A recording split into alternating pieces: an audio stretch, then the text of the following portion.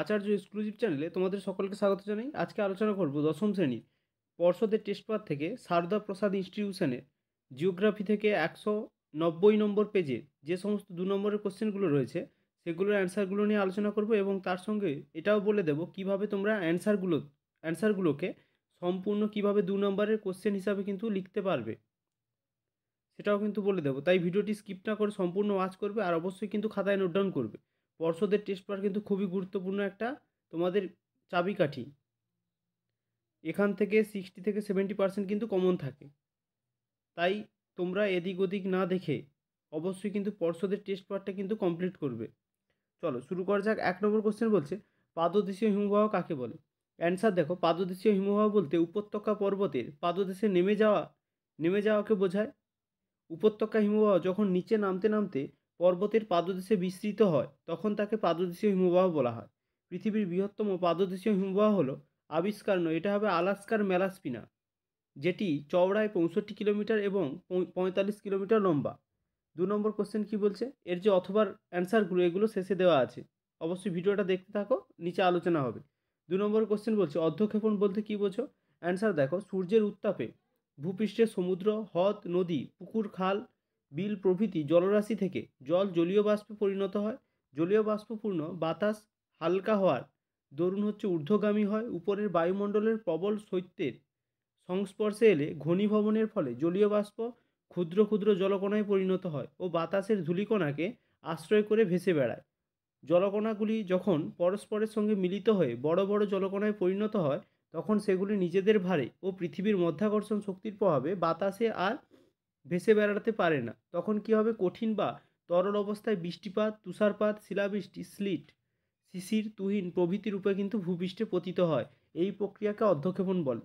3 নম্বর question, এর অথবা কোশ্চেনটাও কিন্তু শেষে আছে, দেখবে তোমরা, দেখতে থাকো। বজ্র ব্যবস্থাপনার সংজ্ঞা দাও। অ্যান্সার কি বলছে না, যে কার্যকারী পরিচালন পদ্ধতির মাধ্যমে বজ্র পদার্থের সংগ্রহ, অপসারণ, পরিবহন, শোধন, ক্ষতিকর প্রভাব হ্রাস ও পুনরায় বজ্র পদার্থকে ব্যবহারের উপযোগী করে তোলা হয় তাকে কিন্তু বজ্র ব্যবস্থাপনা বলা হয়। অন্যভাবে বলা যায় বজ্রের উৎপাদন নিয়ন্ত্রণ এবং অবশিষ্টাংশের বিলি ব্যবস্থার করার প্রক্রিয়াকে কিন্তু বজ্র ব্যবস্থাপনা বলে। বজ্র পদার্থগুলিকে শুধু অপসারণ বা স্থানান্তরণের মাধ্যমে নিয়ন্ত্রণ না করে প্রয়োজন মতো কিন্তু বজ্রগুলির পরিমাণ হ্রাস, পুনর্ব্যবহার এবং পুনর্নবীকরণের মাধ্যমে অত্যন্ত সুপরিকল্পিতভাবে বজ্র পদার্থ নিয়ন্ত্রণ ব্যবস্থা গড়ে তোলা যায়। আর এটাই হলো বজ্র ব্যবস্থাপনা। বজ্র ব্যবস্থাপনার মূল ভিত্তি হলো 3R। তোমাদের কোশ্চেন আসে যে 3R কি, তখন তোমাদের লিখতে হবে কি না, 3R হলো রিডিউস বা পরিমাণ হ্রাস, রিইউজ বা বজ্রের পুনর্ব্যবহার এবং 3 নম্বর হচ্ছে রিসাইকেল বা বজ্রের পুনর্নবীকরণ। ঠিক আছে, এটাই হলো কিন্তু 3R। 4 নম্বর কোশ্চেন, কচ্ছের রণ কাকে বলে। এটা গত বছর চলে এসছে, এই বছর দেবে না। ঠিক আছে, তোমরা লিখে নাও, তোমরা এটা লিখে নেবে। 5 নম্বর কোশ্চেনে চলে যাচ্ছে, অনুসারী শিল্প কি। অ্যান্সার দেখো, অনু কথাটির অর্থ হলো ক্ষুদ্র। একটি বৃহদায়তন শিল্পকে কেন্দ্র করে তার চারপাশে ক্ষুদ্র ক্ষুদ্র শিল্প কারখানা গড়ে ওঠে। এই বৃহদায়তন শিল্পকে কেন্দ্রীয় শিল্প এবং এই কেন্দ্রীয় শিল্পকে ঘিরে গড়ে ওঠা ক্ষুদ্র ক্ষুদ্র শিল্পগুলিকে অনুসারী শিল্প বা সহযোগী শিল্প বলা হয়। এবার অনুসারী শিল্প তো বললে এতটুকু লিখলেই তো 2 নম্বর দেবে না, তখন তোমাদের কি করতে হবে, দুটো বৈশিষ্ট্য দিতে হবে। অনুসারী শিল্পের বৈশিষ্ট্য হলো, অনুসারী শিল্পের অপর নাম হচ্ছে সহযোগী শিল্প, ডাউনস্ট্রিম শিল্প। অনুসারী শিল্পগুলি মূলত হচ্ছে বৃহদায়তন শিল্প, যেমন হচ্ছে পেট্রোকেমিক্যাল শিল্প, মোটর গাড়ি নির্মাণ শিল্প, এইগুলির ওপর কিন্তু নির্ভরশীল হয়ে থাকে। 6 নম্বর কোশ্চেন, উপগ্রহ চিত্র বলতে কী বোঝো। অ্যান্সারটা দেখো, মহাকাশ থেকে কৃত্রিম উপগ্রহ দ্বারা দূর সংবেদন প্রক্রিয়ায় বৈদ্যুতিনভাবে সংগৃহীত পৃথিবীপৃষ্ঠ ও বায়ুমণ্ডলের ছবিকে উপগ্রহ চিত্র বলে। উপগ্রহ চিত্রের ক্ষুদ্রতম একক হলো পিক্সেল, আর পিক্সেল বলতে কোনো গ্রাফিক ছবির ক্ষুদ্রতম অংশ বা বিন্দুকে বোঝায়।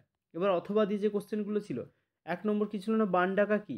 বান ডাকা খুবই গুরুত্বপূর্ণ একটা কোশ্চেন, আগের সেটগুলোতেও কিন্তু ছিল না। জোয়ারের সময় স্ফীত সমুদ্রের জল, মানে এবিটিএতে ছিল। আগের সেটগুলো পর্ষদের এটা প্রথম সেট, এবিটিএর সেটগুলোতে কিন্তু ছিল।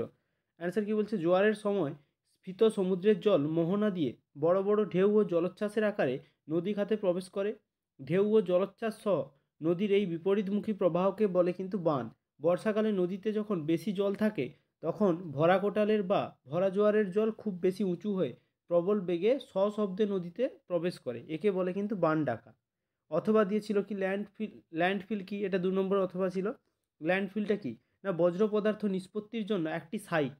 এই যে বজ্র পদার্থ নিষ্পত্তি বা যেখানে ফেলা হয় সেটার একটা সাইট।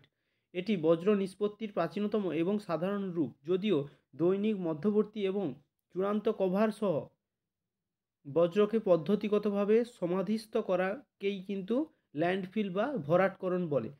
শুধু তো ভরাটকরণ এইটুকু দিলে হবে না, তখন তোমাদের দুটো সুবিধা বা দুটো অসুবিধা তোমরা দিতে পারো। সুবিধা দিয়েছি আমি।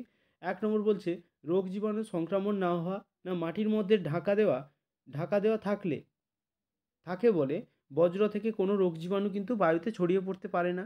1 নম্বর। 2 নম্বর কি না, দুর্গন্ধহীন পরিবেশ। বজ্র ঢাকা দেওয়া থাকে বলে বায়ু দূষণ হয় না, তাই পরিবেশ কিন্তু দুর্গন্ধহীন থাকে। অথবা দিয়ে যে কোশ্চেনটা ছিল কৃষি বনসৃজন কাকে বলে, এই কোশ্চেনটা খুবই গুরুত্বপূর্ণ কোশ্চেন। সংখ্যা কী বলছে না, যে পদ্ধতিতে একই জমিতে ফসল উৎপাদনের সাথে বৃক্ষরোপণের মাধ্যমে মানুষের দৈনন্দিন চাহিদার পূরণ করাকেই কিন্তু কৃষি বনসৃজন বলে। এবার কৃষি বনসৃজন হলো এক ধরনের ভূমি ব্যবহার অবস্থা বা ব্যবস্থা, যেখানে কোনো কৃষি জমি বা পশু খামারে একই সঙ্গে কৃষি ফসল উৎপাদন বা পশুপালনের সাথে সাথে বিভিন্ন ধরনের বৃক্ষরোপণ করে বাস্তুতান্ত্রিক ও অর্থনৈতিক মুনাফা লাভকে বোঝানো হয়ে থাকে। কৃষি বনসৃজনের দুটি বৈশিষ্ট্য দিয়েছি। 1 নম্বর বলছে না, কৃষি বনসৃজনে সাধারণত একই সাথে 2 বা তার বেশি উদ্ভিদ প্রজাতি কিন্তু রোপণ করা হয়। এদের মধ্যে একটি অবশ্যই কাঠ উৎপাদনকারী বৃক্ষ হবে। 2 নম্বর কিনা, কৃষি বনসৃজন ব্যবস্থায় সবসময় উৎপাদিত সামগ্রী একের বেশি হবে। অথবা যে কোশ্চেনটা ছিল উত্তর দক্ষিণ করিডোর কাকে বলে, ভারতের কৃষি শিল্প অর্থনৈতিক উন্নতির জন্য ভারত সরকারের অনুমোদনে এবং NHAI এর তত্ত্বাবধানে উত্তরে শ্রীনগর থেকে দক্ষিণে কন্যাকুমারিকা পর্যন্ত প্রায় 4000 কিলোমিটার দীর্ঘ যে সড়ক পথ তৈরি করে তাকে কিন্তু উত্তর দক্ষিণ করিডোর বলা হয়। সেন্সার কাকে বলে না, মহাকাশ থেকে ভূপৃষ্ঠের কোনো নির্দিষ্ট লক্ষ্যবস্তুর দ্বারা প্রতিফলিত আলোক তরঙ্গ গ্রহণ করে ওই বস্তুর বৈশিষ্ট্যাবলী তুলে ধরে যে বিশেষ যন্ত্র বা ডিভাইস তাকে কিন্তু সেন্সর বলে। উদাহরণ দিয়েছি র্যাডার, ফটোগ্রাফিক ক্যামেরা প্রভৃতি। বৈশিষ্ট্য দেওয়া আছে, সেন্সরের বৈশিষ্ট্যগুলি হলো নিম্নরূপ। দুটি বৈশিষ্ট্য দেখে নেবে না। 1 নম্বর হচ্ছে এগুলি চারিত্রিক দিক থেকে একটি বিশেষ যন্ত্র বা ডিভাইস।